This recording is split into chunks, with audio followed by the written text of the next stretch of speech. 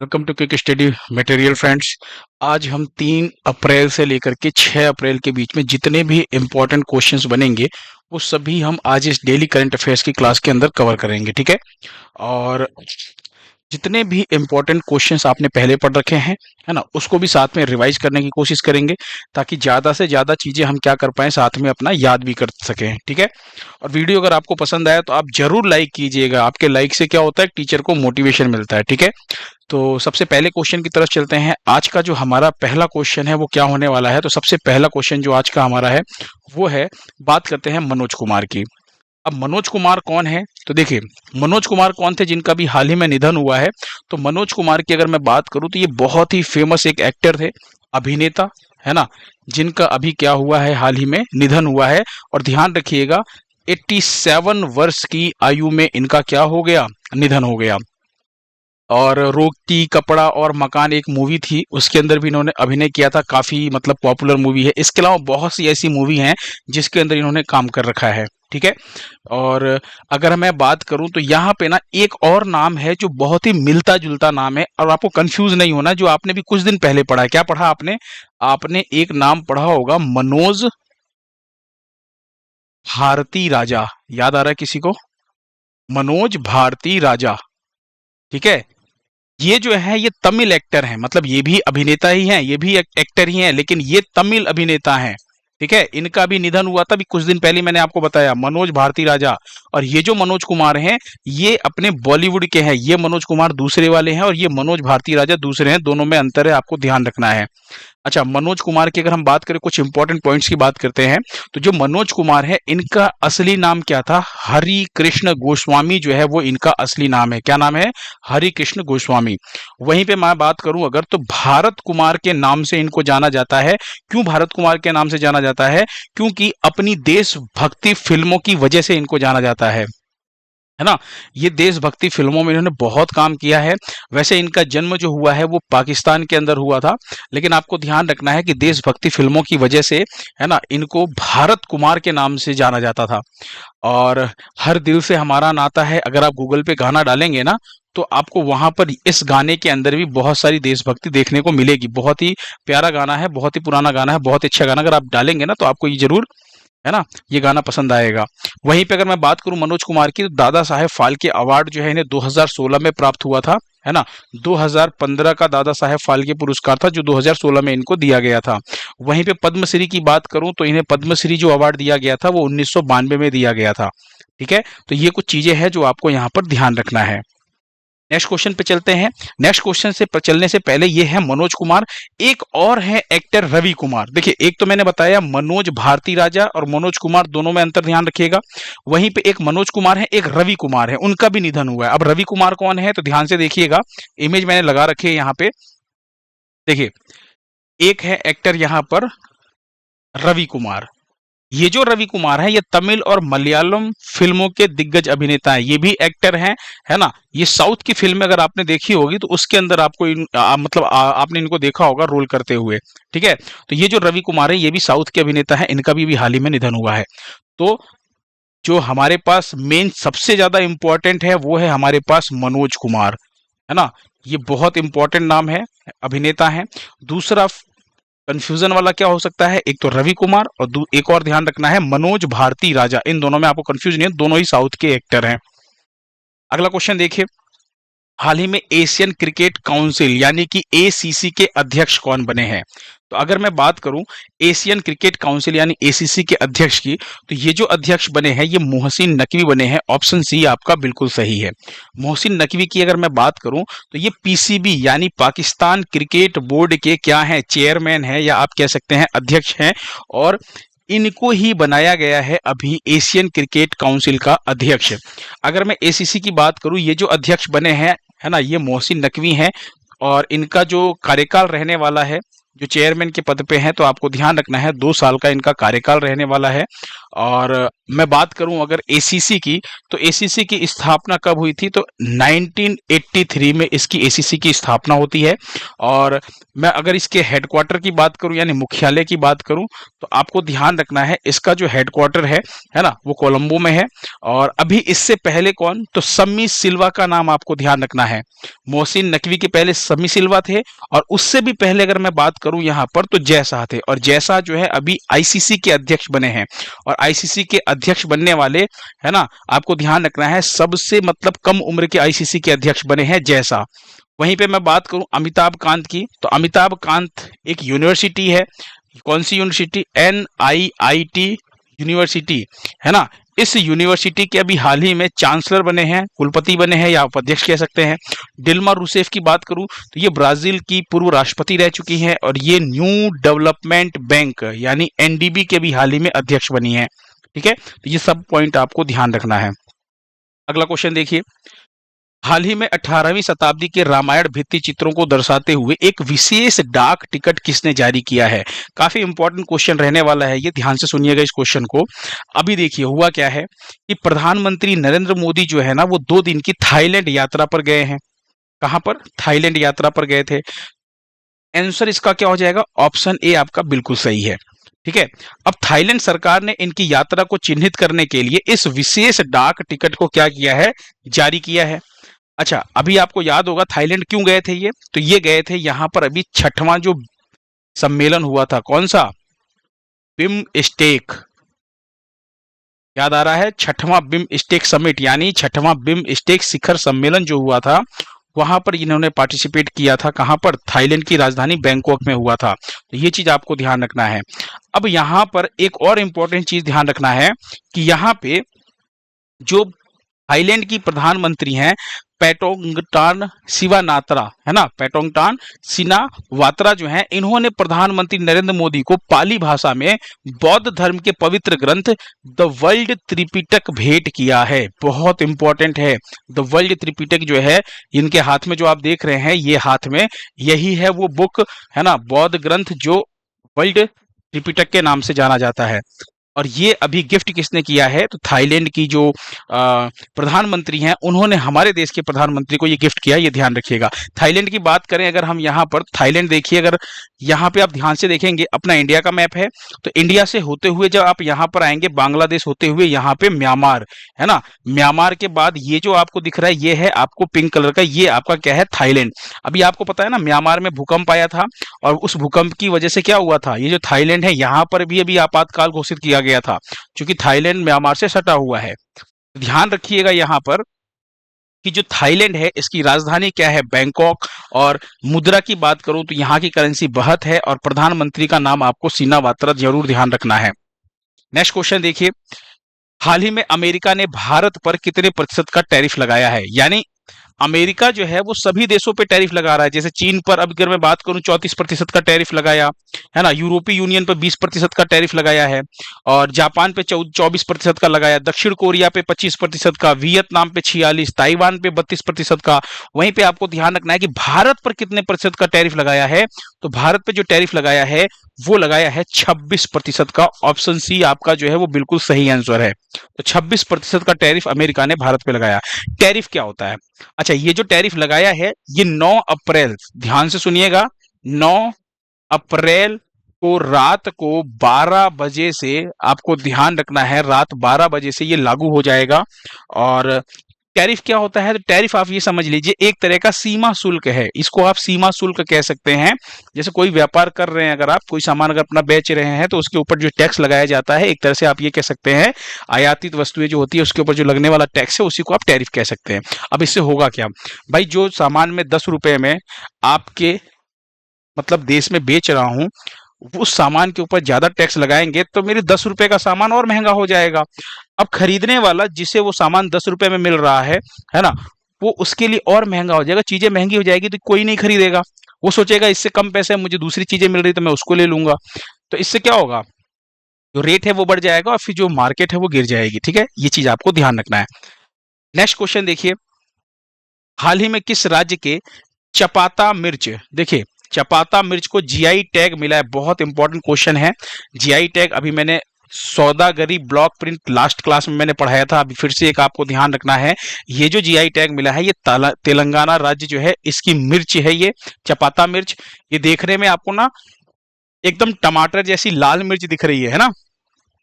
अगर आप देखेंगे तो ये लाल मिर्च है, इसका रंग जो है वो क्या है? लाल है, और कम तीखेपन के लिए जानी जाती है। और टमाटर जैसे दिखने के कारण आपको ध्यान रखना, इसको टमाटर मिर्च के नाम से भी जाना जाता है। किस नाम से? टमाटर मिर्च भी इसको कहा जाता है। और ये कहां पर उगाई जाती है? कहां का जीआई टैग मिला है? तो तेलंगाना के वारंगल की, ये तेलंगाना के कहां के? वारंगल एक जगह है ना? वहां की मिर्च है, तेलंगाना के वारंगल की मिर्च है, ये जरूर ध्यान रखिएगा। और अगर देखा जाए तो अब तेलंगाना का 18वां जीआई उत्पाद बन गया है इस मिर्च के बाद। कुछ और अगर जीआई टैग की बात करूं मैं, अगर आपको याद दिलाऊं, तो एक तो अभी आपने पढ़ा था सौदागरी ब्लॉक प्रिंट, जो कि अहमदाबाद गुजरात का था, जिसे जीआई टैग दिया गया अभी हाल ही में। और वहीं पे दक्षिणी गुजरात के अंदर एक नया और आपको ध्यान रखना है, अमलसाद चीकू।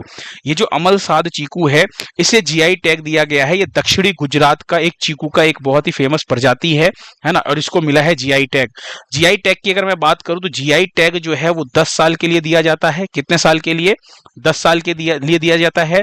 कौन से अधिनियम के तहत? तो आपको ध्यान रखना है, एक्ट 1999 के तहत दिया जाता है जीआई टैग। भारत का जो पहला जीआई टैग दिया गया था वो 2004 में दार्जिलिंग की चाय को दिया गया था। किसको दिया गया था? दार्जिलिंग की चाय जो है उसको जीआई टैग दिया गया था। अभी ये दोनों आपको करंट में याद रखना है। तीसरा अभी जो मैंने आपको पढ़ाया वो भी ध्यान रखिएगा, चपाता मिर्च तेलंगाना के वारंगल की। इंपॉर्टेंट है, एग्जाम में पूछे जाते हैं ये क्वेश्चन। नेक्स्ट क्वेश्चन देखिए, राष्ट्रीय समुद्री दिवस जो है वो कब मनाया जाता है? तो राष्ट्रीय समुद्री दिवस की अगर मैं बात करूं तो ये कब मनाया जाता है? ये मनाया जाता है 5 अप्रैल को। ऑप्शन डी जो है वो आपका बिल्कुल सही है। अगर मैं समुद्री दिवस की बात करूं तो एक तो होता है राष्ट्रीय समुद्री दिवस और एक है विश्व समुद्री दिवस। तो विश्व समुद्री दिवस कब मनाया जाता है? ये सितंबर मंथ जो है उसके लास्ट थर्सडे को मनाया जाता है, यानी सितंबर माह के आखिरी गुरुवार को मनाया जाता है विश्व समुद्री दिवस। और अभी जो राष्ट्रीय समुद्री दिवस की बात करें तो ये मनाया जाता है 5 अप्रैल को। इस राष्ट्रीय समुद्री दिवस की जो शुरुआत हुई थी वो 1964 में इस दिवस को मनाने की शुरुआत हुई थी, ये आपको ध्यान रखना है। ठीक है। अच्छा, अभी कुछ दिवस की बात करते हैं जो अप्रैल महीने में अभी तक आपने पढ़ रखे हैं, है ना? कौन कौन से दिवस अभी मनाए गए हैं उन दिवस की हम बात करते हैं। ठीक है, तो ध्यान से सुनिएगा, उन दिवस को हम देखते हैं एक बार। 1 अप्रैल को हमने कौन कौन से दिवस मनाए? एक तो मनाया ओडिशा दिवस, जिसे उत्कल दिवस के नाम से जाना जाता है। फिर आरबीआई का स्थापना दिवस हमने मनाया, और इस बार 90वां स्थापना दिवस था। फिर राष्ट्रीय आदिवासी छात्र शिक्षा समिति का स्थापना दिवस हमने बनाया जो 7 नंबर का था इस बार। वहीं पे 2 अप्रैल की बात करें तो विश्व ऑटिज्म जागरूकता दिवस मनाया गया। 3 अप्रैल को हिंदी रंगमंच दिवस मनाया गया। और अगर हम बात करें 4 अप्रैल को तो अंतरराष्ट्रीय खान जागरूकता दिवस जो है वो मनाया गया। और 5 अप्रैल को क्या मनाया गया? राष्ट्रीय समुद्री दिवस। नेक्स्ट क्वेश्चन देखिए, हाल ही में पारित विधेयक को अब उम्मीद बिल के नाम से जाना जाएगा। तो बात कर रहे हैं ऐसा कौन सा विधेयक है जो अभी हाल ही में पारित हुआ है जिसे अब उम्मीद बिल के नाम से जाना जाएगा? तो आपको ध्यान रखना है, वक्फ संशोधन विधेयक 2025। ये जो है काफी चर्चा में था, बहुत पॉपुलर ये अभी इस टाइम का आपका संशोधन विधेयक है ना? वक्फ संशोधन विधेयक। और इसके अंदर जो इंपॉर्टेंट चेंजेस हुए हैं मेन उन सभी चेंजेस को एक बार हम देखेंगे। आपको ध्यान रखना है कि इसका जो नाम बदल करके क्या रखा गया है? उम्मीद बिल रखा गया है।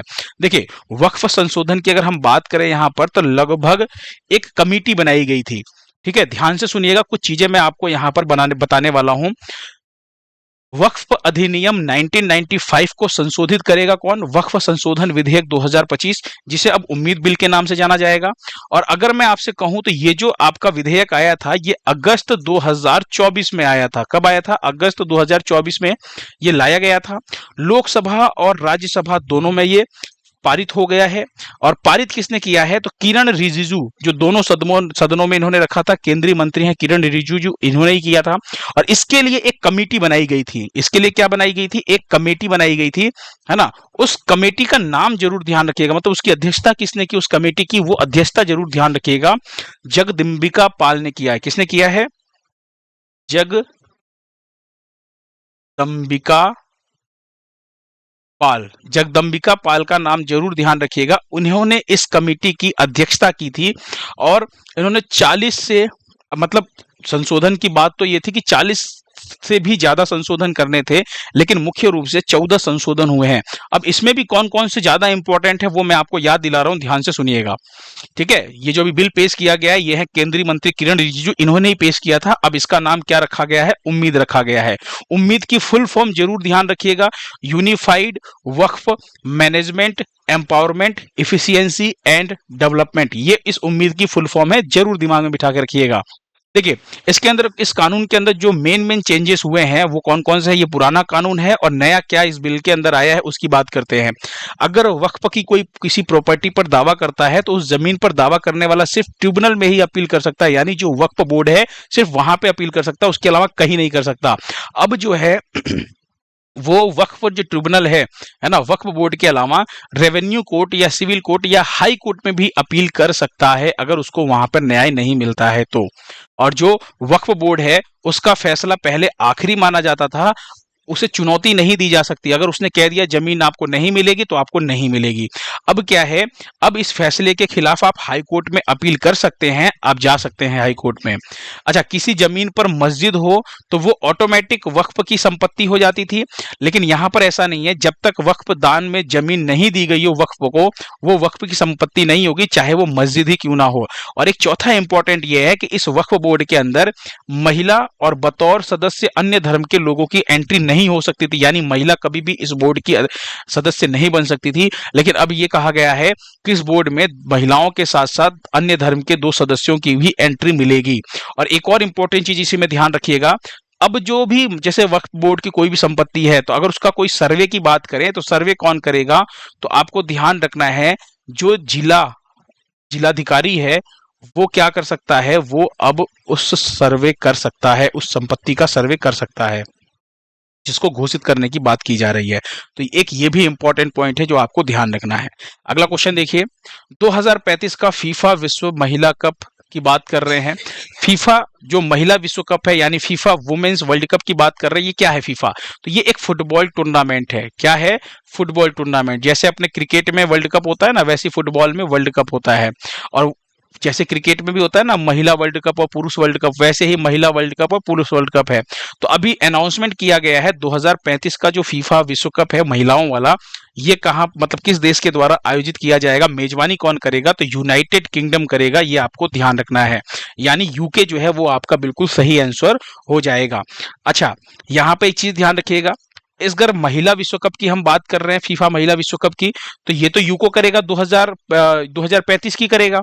2027 वाला एग्जाम में पूछा गया था, आपको ध्यान रखना है ब्राजील कर रहा है, ठीक है। और वहीं पे मैक्सिको और यूएसए जो है ये मिलकर के 2031 वाला जो आपका महिला विश्व कप है उसकी मेजबानी करने वाले हैं। एक बार विश्व कप को देखते हैं, इस बार जो फुटबॉल विश्व कप है वो देखते हैं, पिछली बार जो मैच हुआ था उसको देखते हैं, आने वाले टूर्नामेंट को देखते हैं कौन सा कहां पर हो रहा है, क्योंकि एग्जाम में पूछे गए क्वेश्चन है। चलिए यहां पर ध्यान से देखिए, हम बात कर रहे हैं फीफा विश्व कप की। तो फीफा विश्व कप के अंदर सबसे पहले वुमेन्स की बात करते हैं। 2023 में ऑस्ट्रेलिया और न्यूजीलैंड में ये मैच हुए थे फीफा वर्ल्ड कप के। इसकी मेजबानी ऑस्ट्रेलिया और न्यूजीलैंड ने की थी। जिसका विजेता कौन है, तो विजेता आपको ध्यान रखना है स्पेन ने इस टूर्नामेंट को जीता था और इंग्लैंड को हरा करके जीता था। अब 2027 में ये फीफा विश्व कप महिलाओं वाला कहां पर होगा, ब्राजील में होगा। 2031 में मैक्सिको में होगा। और एक चीज और ध्यान रखिएगा, 2035 का जो होगा ये यूके में होगा। कहां पर होगा? यूके में। और 2031 वाला मैक्सिको और यूएसए यानी अमेरिका, दोनों को मिला दीजिएगा, यहां पर दोनों मिलकर के मेजबानी करने वाले हैं, ठीक है। और 2035 वाला अभी आपने आज पढ़ा है, 2035 वाला जो वर्ल्ड कप होगा महिलाओं का फीफा वाला, ये यूके में होगा, ये अभी आज आपने पढ़ा है। अब सोचिए, ये तो आपके लिए एग्जाम में इंपॉर्टेंट है ही, इसके पहले जो 2027 वाला है, जो 2031 वाला है, ये भी एग्जाम के लिए इंपॉर्टेंट है, ये भी पूछा जा सकता है। वहीं पे फीफा वर्ल्ड कप अगर पुरुषों की बात करें, मेंस फीफा वर्ल्ड कप की, तो 2022 में ये वर्ल्ड कप हुआ था। कहां पर हुआ था, तो आपको ध्यान रखना है कतर में हुआ था, है ना। कतर कहां पर? कतर की राजधानी क्या है? तो आपको ध्यान रखना है दोहा कतर की राजधानी है। और विजेता की बात करूं तो अर्जेंटीना ने इस वर्ल्ड कप को जीता था, फीफा विश्व कप को, है ना। किसको हरा करके? तो फ्रांस को हरा करके जीता था। ठीक है, 2026 में अमेरिका, कनाडा और मेक्सिको मिलकर के इसकी मेजबानी करेंगे। 2030 वाला जो फीफा वर्ल्ड कप है वो कहां पर होगा? मोरक्को, पुर्तगाल और स्पेन में होगा। और 2034 वाला जो है, ये तो मैंने अभी कुछ महीने पहले ही आपको पढ़ाया था कि 2034 वाला जो वर्ल्ड कप है ये सऊदी अरब में होगा। तो ये मत सोचिएगा कि 2034 तो बहुत दूर है, एग्जाम में पूछेगा नहीं। ये 2034 वाला पूछा जा चुका है। ठीक है, पिछली साल ही जब मैंने आपको पढ़ाया था तभी ये पूछा जा चुका है। तो 2030, 2034, 35 कुछ भी पूछा जाए, आपको बस ध्यान रखना है कि फीफा वर्ल्ड कप महिलाओं वाला पूछ रहा है या पुरुष वाला पूछ रहा है, ये ध्यान रखिएगा। नेक्स्ट क्वेश्चन देखिए, हाल ही में माधवपुर मेला जो है ये कहाँ आयोजित हुआ है? तो माधवपुर मेला की बात करें तो बहुत इंपॉर्टेंट मेला है, गुजरात के अंदर इसका आयोजन हुआ है। कहां पर? तो गुजरात के पोरबंदर में आपको ध्यान रखना, इसका आयोजन किया गया है। एक और इंपॉर्टेंट चीज ध्यान रखिएगा, ये जो माधवपुर मेला है ये आपके एसएससी में एग्जाम में पहले पूछा जा चुका है ना। यूपी पीएससी में पूछा जा चुका है और आरओ एआरओ एग्जाम में पूछा जा चुका है। अगर आप प्रीवियस ईयर्स के क्वेश्चंस उठा करके देखेंगे तो ये भले है तो करंट का ही क्वेश्चन, लेकिन ये स्टैटिक जीके में ये क्वेश्चन ऑलरेडी बन चुका है, क्योंकि माधवपुर मेला कहां पर? गुजरात में। और ध्यान रखिएगा, भगवान श्री कृष्ण जो हैं और जो रुक्मणी है, इनके विवाह की याद में इस मेले का आयोजन किया जाता है, ऐसा कहा जाता है। आपको ध्यान रखना है। और ये कहां पर? गुजरात में। ये भगवान कृष्ण का रोल कर रहे हैं और ये रुक्मणी का रोल कर रहे हैं। इनके विवाह का जो मतलब आयोजन किया जा रहा है, उन्हीं की स्मृति में, उन्हीं की याद में इस मेले का आयोजन किया जाता है। गुजरात के अंदर बहुत फेमस मेला है, नाम क्या है? माधवपुर मेला। ठीक है, इंपॉर्टेंट है, ध्यान रखिएगा, पोरबंदर में हुआ अभी। नेक्स्ट क्वेश्चन देखिए, अंतरराष्ट्रीय आपराधिक न्यायालय यानी आईसीसी, आईसीसी का मतलब इंटरनेशनल क्रिमिनल कोर्ट की हम बात कर रहे हैं, इससे बाहर होने वाला पहला यूरोपीय देश कौन बना है? तो आपको ध्यान रखना है ये बाहर क्यों हुआ है, क्या ऐसी कंडीशन आई थी, उसको देखते हैं। तो देखिए, अभी जो हंगरी है वो आईसीसी से बाहर हुआ है। ऑप्शन ए आपका बिल्कुल सही है। अब हंगरी के अनुसार क्या कहा जाए, हंगरी क्या कह रहा है कि ये एक राजनीतिक हथियार बन गया है ना, इसलिए मैं आईसीसी से बाहर हो रहा हूं। रीजन क्या है? रीजन ये है कि देखिए, अभी इजराइल के प्रधानमंत्री बेंजिन नेतान्याहू जो है वो आए हैं कहां पर? हंगरी की यात्रा पर आए हैं। और आपको पता है कि आईसीसी ने क्या किया है? आईसीसी ने जो इजराइल के प्रधानमंत्री हैं, जो बेंजामिन नेतान्याहू हैं, उनके ऊपर क्या किया है? उनके खिलाफ जो है गिरफ्तारी का वारंट जारी कर रखा है। गिरफ्तारी का क्या जारी कर रखा है? वारंट जारी कर रखा है। ठीक है, और आपको ध्यान रखना है, ये जो गिरफ्तारी का वारंट जारी किया है ये इजराइल के प्रधानमंत्री के ऊपर क्यों किया है? तो क्योंकि गाजा के अंदर जो युद्ध हो रहे थे, उस युद्ध के अंदर जो अपराध हुए थे, उन अपराधों के लिए ये जारी किया गया है। अब देखिए, जब आईसीसी ने वारंट जारी कर दिया है तो हंगरी क्या है? आईसीसी का सदस्य देश है। और ऐसे में अगर इजराइल के प्रधानमंत्री हंगरी जाते हैं तो हंगरी मजबूर है इनको गिरफ्तार करने के लिए। ठीक है, तो इसलिए क्या किया गया है? हंगरी ने सदस्यता जो है वो त्याग दी है, वो आईसीसी से बाहर हो गया है। अब हंगरी अगर आईसीसी से बाहर हो गया तो सीधी सी बात है, उसके ऊपर कोई प्रेशर नहीं है, क्योंकि वो सदस्य ही नहीं है, तो वो इजराइल के प्रधानमंत्री को गिरफ्तार करने के लिए बिल्कुल भी, है ना, जिम्मेदार नहीं है कि मैं नहीं करूंगा, इसीलिए वो बाहर हुआ है। तो आप बस इतना ध्यान रखिए कि आईसीसी से बाहर होने वाला जो यूरोपीय देश बना है वो हंगरी बना है। क्यों बना था वो मैंने आपको बता दिया है। हंगरी की बात करूं तो हंगरी की राजधानी क्या है? हंगरी की राजधानी जो है ये आपको ध्यान रखना है, बुडापेस्ट है। क्या है हंगरी की राजधानी?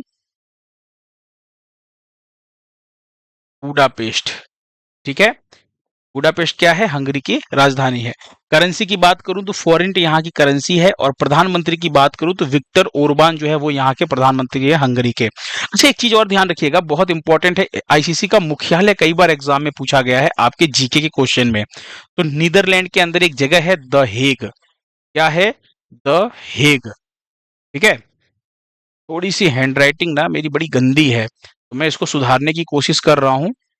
द हेग ये कहां पर है? तो नीदरलैंड में एक जगह है। ठीक है, यहीं पर है इसका हेडक्वार्टर, इसका मुख्यालय आईसीसी का।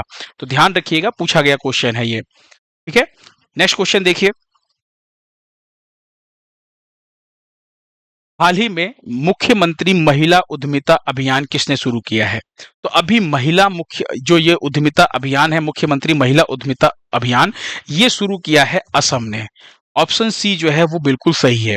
अगर मैं बात करूं यहां पर तो इसका उद्देश्य क्या है, इस महिला जो उद्यमिता अभियान है, मुख्यमंत्री महिला उद्यमिता अभियान, इसका उद्देश्य क्या है कि ग्रामीण महिलाओं को आर्थिक रूप से सशक्त करना, यानी कि मजबूत करना। अब कितने रुपए मिलेंगे तो आप ध्यान से देखिए और सुनिए यहां पर इन चीजों को। अभी मुख्यमंत्री हेमंत बिस्व शर्मा ने बेहाली विश्वनाथ जिला असम, जरूर ध्यान रखिएगा, वहां से लॉन्च किया है इसको। आपसे पूछा जा सकता है कहां से लॉन्च किया है, तो विश्वनाथ जिला ध्यान रखिएगा जो असम में है, वहां से इसको लॉन्च किया है। और जो लाभार्थी होने वाले हैं, प्रति लाभार्थी को 1 लाख रुपए की वित्तीय सहायता दी जाएगी। अब ये जो सहायता है ये ऐसा नहीं है कि एक ही बार में दे दिया जाएगा। इसके लिए क्या होगा कि जो पहला साल है, फर्स्ट ईयर, यहाँ पर पहले साल 10,000 रुपए की क्या दी जाएगी, आर्थिक मदद दी जाएगी। फिर बात करते हैं सेकेंड ईयर, यानी दूसरे साल क्या किया जाएगा, दूसरे साल फिर से 25,000 जो है वित्तीय सहायता प्रदान की जाएगी। और फिर तीसरे साल ध्यान रखिएगा, थर्ड ईयर की अगर मैं बात करूं तो जो सफल उद्यमी हैं उनके लिए 50,000 रुपए की वित्तीय सहायता जो है वो प्रदान की जाएगी। तो कुल मिला के कहने का मतलब यह है कि लगभग आपको ध्यान रखना है कि 1 लाख रुपए जो है वित्तीय सहायता प्रदान किया जाएगा। अब ये जो राशि दी जाएगी ये कहाँ यूज कर सकते हैं, इसका उपयोग कहाँ पर कर सकती हैं महिलाएं, तो किसी भी सूक्ष्म व्यवसाय में या कोई पशुधन में अपने इस धनराशि का उपयोग कर सकती हैं, है ना, अपने आप को सशक्त बनाने के लिए, आर्थिक रूप से मजबूत बनाने के लिए इसका यूज किसी भी सूक्ष्म व्यवसाय में कर सकती हैं। ठीक है, नेक्स्ट क्वेश्चन देखिए।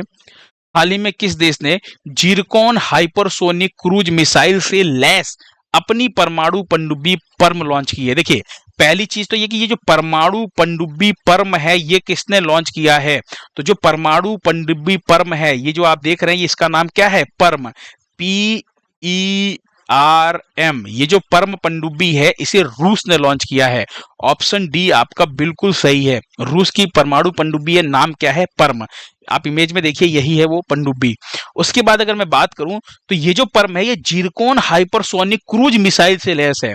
अब जिरकॉन हाइपरसोनिक जो क्रूज मिसाइल है इसकी अगर मैं बात करूं तो यहां पर ध्यान रखिएगा, ये जो मिसाइल है ये 9 मैक, आप समझिए ध्यान से, 9 मैक की स्पीड है इस मिसाइल की, यानी आप ये समझिए कि लगभग 10,000 किलोमीटर प्रति आवर की स्पीड से ये मिसाइल जो है ये लॉन्च हो सकती है, 9 मैक, और यानी कि ध्वनि की गति से भी 9 गुना ज्यादा स्पीड जो है इस मिसाइल की है। इसलिए बहुत important Zircon hypersonic cruise missile, जैसी नाम आए जिरकॉन हाइपरसोनिक क्रूज मिसाइल, आपको ध्यान रखना ये रूस की मिसाइल है। ठीक है, इसकी रेंज कितनी है, तो इस मिसाइल की रेंज है 500 से लेकर के 1,000 किलोमीटर तक की इस मिसाइल की रेंज है ना। अच्छा, ये जो परम जो आपकी पनडुब्बी है ये ध्यान रखिएगा यासेन M क्लास की पनडुब्बी है जो रूस की है ये, ठीक है, ये भी ध्यान रखिएगा। और अगले साल इस पनडुब्बी को प्रशांत बेड़े में शामिल कर लिया जाएगा जो रूस का ही अपना खुद का बेड़ा है। वहीं पे आप ध्यान रखिएगा भारत की पहली परमाणु पनडुब्बी कौन सी है, तो INS अरिहंत का नाम ध्यान रखिएगा, इंपॉर्टेंट है ना, पूछा गया क्वेश्चन है आपके एग्जाम में, तो ये पॉइंट भी ध्यान रखिएगा। नेक्स्ट क्वेश्चन देखिए। हाल ही में प्रधानमंत्री मोदी को किस देश के सर्वोच्च सम्मान से सम्मानित किया गया है? अभी आपको ध्यान रखना है सर्वोच्च सम्मान का नाम क्या है, मित्र विभूषण। क्या नाम है, मित्र विभूषण। और ये जो मित्र विभूषण सम्मान है ये आपको ध्यान रखना है श्रीलंका का सर्वोच्च सम्मान है। ये जो आप देख रहे हैं यहाँ पर ये कौन है, तो ये है श्रीलंका के ही आप ये समझिए कि श्रीलंका के जो राष्ट्रपति हैं अनुरा कुमार दिसानायके, इनका नाम क्या है, अनुरा कुमार दिसानायके, ये श्रीलंका के राष्ट्रपति हैं और इन्होंने ही सम्मानित किया है हमारे देश के प्रधानमंत्री नरेंद्र मोदी जी को। अब छोटा सा एक बैकग्राउंड समझा रहा हूं, उस बैकग्राउंड को समझिए। अभी 6वां बिम्स्टेक सम्मेलन कहां पर हुआ है, थाईलैंड में हुआ है। थाईलैंड में इनको जो बौद्ध धर्म ग्रंथ है जो पाली भाषा में, वो इनको मिला है, त्रिपिटक जो है गिफ्ट में मिला है। साथ ही में थाईलैंड में और क्या हुआ है, एक डाक टिकट जारी किया गया, वो तो आपको ध्यान रखना ही है। अब हुआ क्या, थाईलैंड के बैंकॉक में जब 6वां बिम्स्टेक शिखर सम्मेलन जो हुआ था उसमें इन्होंने भाग लिया और उसके बाद ये कहां पर आ गए, उसके बाद ये आए श्रीलंका। कहां आए, श्रीलंका। तो थाईलैंड से जब श्रीलंका पहुंचे तो यहाँ पे श्रीलंका की राजधानी कोलंबो में जो यहाँ के इनके राष्ट्रपति हैं इनके द्वारा ये मित्र विभूषण सम्मान से सम्मानित किया गया। ये वो जो मेडल देख रहे हैं ये मित्र विभूषण है, ठीक है। और इनको सम्मानित किया गया जब ये थाईलैंड से श्रीलंका आए, तो यहाँ पर श्रीलंका का सर्वोच्च सम्मान से जो है सम्मानित किया गया। श्रीलंका की बात करूं तो इसकी राजधानी क्या है, कोलंबो है आर्थिक राजधानी। एक राजधानी राजनीतिक रूप से है, वो है श्री जयवर्धने कोट्टे। यहाँ की करेंसी क्या है, यहाँ पे रुपया चलता है। और प्रधानमंत्री कौन है, हरिणी अमर सूर्या प्रधानमंत्री, जो भी हाल ही में कुछ महीने पहले नियुक्त हुई है। तो प्रधानमंत्री का नाम भी इंपॉर्टेंट है, ध्यान रखिएगा। चलिए नेक्स्ट क्वेश्चन देखिए, अगला क्वेश्चन क्या होने वाला है। 2025 अप्रैल, ठीक है, बिमस्टेक की अध्यक्षता किसे मिली है। तो अभी हाल ही में देखिए, अभी तक बिमस्टेक की अध्यक्षता कौन कर रहा था, अभी तक कर रहा था थाईलैंड। आपको पता, छठवां शिखर सम्मेलन भी थाईलैंड में हुआ था। तो अब जो है बिमस्टेक की जो अध्यक्षता मिली है वो किसे मिली है, तो अब जो नया अध्यक्ष है वो बन गया है बांग्लादेश। ऑप्शन सी आपका बिल्कुल सही है। तो बिमस्टेक की अध्यक्षता किसे मिली है, बांग्लादेश को मिली है। 2022 में श्रीलंका, 2025 में थाईलैंड में अभी सम्मेलन हुआ है। अब अगला जो सम्मेलन होगा वो तो बांग्लादेश में होने वाला है, तो ये चीज आपको ध्यान रखना है। अब देखिए, बांग्लादेश की बात करूं तो ये अगले 2 साल के लिए इसकी अध्यक्षता को संभालेगा बिमस्टेक की, है ना। अब अगली बैठक की जो मेजबानी करेगा ना, वो कौन करेगा, वो बांग्लादेश ही करेगा। अच्छा, बिमस्टेक का नेतृत्व जो है वो हर 2 साल में बदलता रहता है। अब नेतृत्व किसको मिलेगा, इसका एक छोटा सा ट्रिक है, उस ट्रिक को ध्यान से सुनिएगा। मैं आपको ट्रिक बता दूंगा ना, आपको कभी भी याद करने की जरूरत ही नहीं पड़ेगी कि बिमस्टेक के जो शिखर सम्मेलन हो रहे हैं वो शिखर सम्मेलन कौन करेगा, अगला कौन करेगा, पिछला कौन करेगा। इस ट्रिक के माध्यम से हमेशा के लिए आपको याद हो जाएगा। साल बदलेगा लेकिन आपके क्वेश्चन हमेशा आपके दिमाग में बिठे रहेंगे। चलिए वो ट्रिक बताऊंगा, उससे पहले अभी ध्यान से देखते हैं कुछ बिमस्टेक के इस ट्रिक को जानने से पहले इसके कुछ इंपॉर्टेंट पॉइंट को। तो इसकी स्थापना 1997 में हुई है, मुख्यालय ढाका बांग्लादेश में है, अध्यक्षता जो है बांग्लादेश, अभी कौन था, थाईलैंड संभाल रहा था, ठीक है। अप्रैल 2025 से अध्यक्षता जो है वो बांग्लादेश संभालेगा। और टोटल सदस्य देश कितने हैं, 7। कौन कौन से हैं, तो देखिए ये इंडिया 1, नेपाल 2, भूटान 3, ठीक है, बांग्लादेश 4, 5वां म्यांमार, 6वां थाईलैंड और 7वां जो है वो आपका क्या हो जाएगा, श्रीलंका। तो 7 इसके सदस्य देश हैं। अब देखिए, इन सभी सदस्य देशों को मैंने ना एक क्रम में जमाया है, ठीक है, ध्यान रखिएगा। ये क्रम क्या है, ये अल्फाबेटिक यानी ए से जेड के ऑर्डर में, ध्यान से सुनिएगा। सदस्य देशों को अल्फाबेटिक ऑर्डर में अरेंज करना है और फिर उसे क्रम से मिला देना है, यानी जैसे BA BH डिक्शनरी में होता है ना, सेम वैसे ही। जितने सदस्य देश हैं इनको मैंने अल्फाबेटिक क्रम में मैंने क्या किया, जमा दिया 7 सदस्य देशों को। और अब आपको ध्यान रखना है यहाँ पर कि अभी जो अध्यक्षता की है वो किसने की है, थाईलैंड ने की है। कब, 2025 में बिमस्टेक के 6वें संस्करण की बात कर रहे हैं हम, ठीक है। इसके पहले 2022 में श्रीलंका ने 5वें संस्करण का अध्यक्षता किया था, 5th बिमस्टेक शिखर सम्मेलन की। अब ध्यान से सुनिए, अब थाईलैंड के बाद किसका नंबर आएगा, बांग्लादेश का। फिर बांग्लादेश के बाद किसका नंबर आएगा, भूटान का। फिर आएगा इंडिया का। आपको ये क्रम ध्यान रखना है, अल्फाबेटिक न्यूमेरिक, मतलब ये जो आपका ऑर्डर है इसमें देशों सदस्य देशों को जमा दीजिए और फिर इसी क्रम में आपको ध्यान रखना है कि अभी श्रीलंका ने किया है, फिर थाईलैंड करेगा अध्यक्षता, फिर बांग्लादेश का, अभी बांग्लादेश कर रहा है, उसके बाद फिर भूटान करेगा, फिर इंडिया करेगा, फिर म्यांमार करेगा, ऐसे ये चलता रहेगा। ये जो ट्रिक है, ये ट्रिक अपने दिमाग में बिठा लीजिएगा। आपको कभी भी, है ना, शिखर सम्मेलन का क्रम याद करने की जरूरत नहीं पड़ेगी, अध्यक्षता आपको याद करने की जरूरत नहीं पड़ेगी, क्योंकि इस ट्रिक से आप हमेशा के लिए याद कर लेंगे। चलिए नेक्स्ट क्वेश्चन देखिए, हाल ही में राज किसान सुविधा ऐप किसने लॉन्च की है। तो राज किसान सुविधा ऐप जो है ये राजस्थान सरकार ने लॉन्च किया है। ऑप्शन बी आपका बिल्कुल सही है। अब देखिए, इसको भी आप इसी नाम से याद कर लीजिए। राज से क्या है, राजस्थान सरकार ने, राज से क्या हो जाएगा, राजस्थान सरकार ने। किसान की बात करें तो किसानों के लिए इस मोबाइल ऐप को लॉन्च किया गया है। तो आपको ये भी पता चल गया किस लिए लॉन्च किया गया, तो किसानों के लिए लॉन्च किया गया है। वहीं पर अगर इस ऐप की बात करें तो इस ऐप के जरिए क्या क्या कर सकते हैं, तो इस ऐप के जरिए किसानों को सरकारी योजनाओं, सब्सिडी और अन्य कृषि संबंधी जो जानकारियां हैं वो इस ऐप के माध्यम से किसानों को प्राप्त होने वाला है। किसने लॉन्च किया है, राजस्थान सरकार ने इस मोबाइल ऐप को लॉन्च किया है। चलिए अगर मैं बात करूं यहाँ पे, तो अभी हाल ही में कुछ मोबाइल ऐप और पोर्टल की बात करते हैं जो लॉन्च किए गए हैं। तो एक तो भागीरथ मोबाइल ऐप अभी उत्तराखंड के अंदर लॉन्च किया गया था, मुख्यमंत्री पुष्कर सिंह धामी ने इसको लॉन्च किया, मैंने अभी आपको बताया था, है ना। एक है आपका आधार सुशासन पोर्टल, इलेक्ट्रॉनिक्स और सूचना प्रौद्योगिकी मंत्रालय ने इसको लॉन्च किया। एक है आपका आरबीआई डेटा ऐप जिसे आरबीआई ने लॉन्च किया है, एक है वन मैन ऑफिस, ये एक डिजिटल प्लेटफॉर्म है जिसे एलआईसी ने लॉन्च किया, और एक है मित्र डिजिटल प्लेटफॉर्म जिसे सेबी ने लॉन्च किया। ये अभी हाल ही में आप लोगों ने कुछ ऐप और पोर्टल पढ़े थे जो काफी इंपॉर्टेंट है, इसको अपने दिमाग में बिठा करके रखिएगा। ठीक है, नेक्स्ट क्वेश्चन देखिए, अगला क्वेश्चन क्या होने वाला है। हाल ही में सन्ना बियम योजना किस राज्य ने शुरू किया है? तो देखिए, सन्ना बियम क्या है? सन्ना बियम जो है, फाइन राइस को तेलुगु में सन्ना बियम कहा जाता है। किसको? फाइन राइस को। देखिए, Telangana fine rice scheme. Fine rice का मतलब क्या होता है? फाइन राइस यानी उच्च गुणवत्ता वाला चावल, है ना। फाइन राइस मतलब बहुत ही अच्छी क्वालिटी का, उच्च गुणवत्ता वाला, हाई क्वालिटी का जो चावल है उसको फाइन राइस कहा जाता है, और उसी फाइन राइस को सन्ना बियम कहा जाता है तेलुगु भाषा में। और ये जो लॉन्च किया गया है, ये तेलंगाना में लॉन्च किया गया है। ये योजना ऑप्शन डी आपका बिल्कुल सही है। देखिए, गरीब नागरिकों को मुफ्त में उच्च गुणवत्ता वाला चावल उपलब्ध कराना, ये इस योजना का मकसद है। अब राज्य के सभी पात्र जो राशन कार्ड धारक हैं, उन सभी को 6 किलोग्राम, है ना, प्रति माह यानी प्रति मंथ आपको ध्यान रखना है, 6 किलो हर महीने फाइन राइस जो है वो मुफ्त में दिया जाएगा। राज्य के जो भी, मतलब जैसे आप राशन कार्ड अगर आपके पास हो, अगर आप राशन लेने जाते हो तो आपको तेलंगाना कि अगर आप हैं तो आपको तेलंगाना राज्य में 6 किलो जो है ये उच्च गुणवत्ता वाला चावल जो है तेलंगाना सरकार की तरफ से मिलेगा। और इस योजना को नाम दिया गया है सन्ना बियम योजना। समझ में आया? नेक्स्ट क्वेश्चन देखिए, आयुष्मान भारत प्रधानमंत्री जन आरोग्य योजना में शामिल होने वाला 35वां राज्य या यूनियन टेरिटरी कौन सा बना है?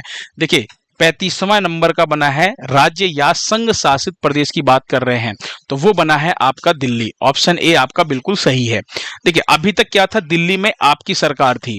जब आपकी सरकार थी तो इसने ये जो PMJAY यानी कि आयुष्मान भारत प्रधानमंत्री जन आरोग्य योजना है ना, इसको लागू नहीं किया था। अब बीजेपी की सरकार बनी है दिल्ली में, तो अब इसने क्या किया है, इस योजना को लागू कर दिया है। ठीक है, अब इसके बाद एक और ऐसा राज्य बच जा रहा है जहां पर ये अगर आप कह सकते हैं कि ये जो मतलब प्रधानमंत्री जन आरोग्य योजना है जो अभी तक उसमें लागू नहीं हुआ है, वो है ममता बनर्जी की सरकार यानी पश्चिम बंगाल। पश्चिम बंगाल एकमात्र ऐसा राज्य बना है, अब सिर्फ ममता बनर्जी की जो सरकार है वही इस योजना में शामिल नहीं हुई है। पश्चिम बंगाल इस योजना में शामिल नहीं हुआ है अभी तक, है ना। अब देखते हैं कब ये शामिल होगा। तो बात करते हैं प्रधानमंत्री जन आरोग्य योजना के बारे में, बहुत इंपॉर्टेंट है, ये कई बार एग्जाम में पूछा जा चुका है। सारे इंपॉर्टेंट पॉइंट को देखते हैं। कब लॉन्च किया गया था? तो 23 सितंबर 2018 को लॉन्च किया गया था। प्रधानमंत्री नरेंद्र मोदी ने इसको लॉन्च किया था। कहां से लॉन्च किया है? तो रांची झारखंड से लॉन्च किया था। ये कई बार पूछा गया, इंपॉर्टेंट है। ये जो है एक कैशलेस चिकित्सा बीमा योजना है जिसके अंदर पात्र परिवारों को हर साल 5 लाख रुपए का बीमा मिलता है। एक इंपॉर्टेंट पॉइंट ध्यान रखिएगा, अभी हाल ही में सरकार ने इस योजना के तहत 70 वर्ष या उससे अधिक आयु के वरिष्ठ नागरिकों को भी इसके अंदर शामिल किया है। तो ये एक इंपॉर्टेंट पॉइंट अभी ध्यान रखिएगा ये भी। ठीक है, नेक्स्ट क्वेश्चन देखिए, हाल ही में संयुक्त राष्ट्र खेलों का दूसरा संस्करण कहां आयोजित होगा? तो संयुक्त राष्ट्र खेलों का जो सेकंड एडिशन है ये आयोजित होगा न्यूयॉर्क में। ऑप्शन सी जो है वो आपका बिल्कुल सही आंसर है। अब यहां पर अगर हम बात करें कि जो पहला संस्करण था, जो फर्स्ट एडिशन था, ये कहां पर हुआ था? तो ये 2024 में आयोजन किया गया था और ये भी न्यूयॉर्क में ही हुआ था, और दूसरे संस्करण का आयोजन भी न्यूयॉर्क में ही हो रहा है। और भारत ना, ये चीज ध्यान रखिएगा, सह आयोजक है इस बार। इसके दूसरे संस्करण में भारत जो है वो सह आयोजक है ना, इस संयुक्त राष्ट्र खेलों का। और यहाँ पे एक चीज ध्यान रखिएगा, 2 इमेज आपको दिख रही है, एक आपको दिख रहा है योग, है ना, तो योग, और दूसरा आपको दिख रहा है शतरंज। तो भारत सह आयोजक तो है, तो योग और शतरंज की जो अगुवाई करने वाला है इन दोनों की, वो कौन करेगा? वो भारत ही करेगा, इन दोनों की, योग और शतरंज की। तो ये भी एक पॉइंट इंपॉर्टेंट है, ध्यान रखिएगा। नेक्स्ट क्वेश्चन देखिए, हाल ही में किस राज्य ने एनसीईआरटी पाठ्यक्रम को सभी मदरसों में अनिवार्य कर दिया है? यानी राज्य के जितने भी मदरसे हैं उन सभी मदरसों में अनिवार्य कर दिया है कि एनसीईआरटी पाठ्यक्रम को शामिल करना ही करना है इस सेशन से, 2025-26 वाला जो सेशन है। और खास करके क्लास 1 से लेकर के 3 आपको ध्यान रखना है, उसमें इस एनसीईआरटी पाठ्यक्रम को शामिल करना अनिवार्य किया है, एकदम मतलब करना ही करना है। वो कौन सा राज्य है? तो उत्तर प्रदेश राज्य है। ऑप्शन बी आपका बिल्कुल सही है।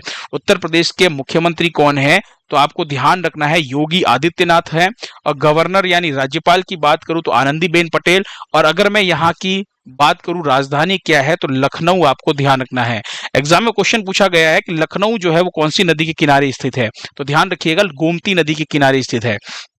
तो अब मदरसों में भी एनसीईआरटी की किताबें पढ़ाई जाएगी। उत्तर प्रदेश सरकार ने क्या कहा है कि यह अनिवार्य है। नेक्स्ट क्वेश्चन देखिए, भरणी उत्सव कहाँ मनाया गया है? भरणी उत्सव की बात करूं अगर तो चेट्टी कुलंगारा कुंभ भरणी, ये एक मेला है, एक उत्सव है जो केरल राज्य में मनाया गया है। कहां पर? अभी हाल ही में केरल में मनाया गया है।